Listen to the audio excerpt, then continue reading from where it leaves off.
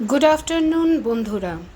কালকে সানডে স্পেশালে করেছিলাম mutton curry, ছবিটা দিয়েছিলাম, ভিডিওটা পোস্ট করিনি।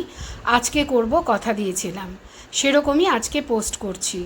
মাটনটা আমি দই, হলুদ, নুন, গোলমরিচের গুঁড়ো দিয়ে ম্যারিনেট করে রেখেছিলাম। পেস্ট করে নিয়েছিলাম আদা, রসুন আর কাঁচা লঙ্কা।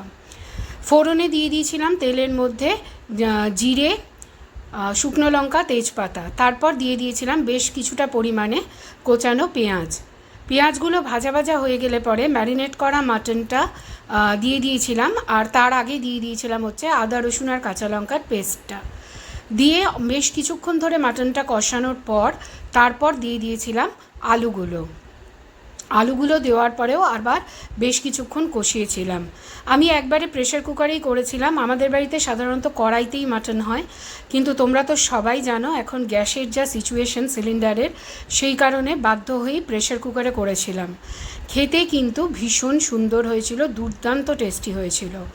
এই যে মাংসটা এখন কষিয়ে নিচ্ছি, মাটনটা কষানো হয়ে গেলে পরে দিয়ে দিয়েছিলাম গরম জল দিয়ে মোটামুটি আমি সিটি দিয়ে নিয়েছিলাম 4টে।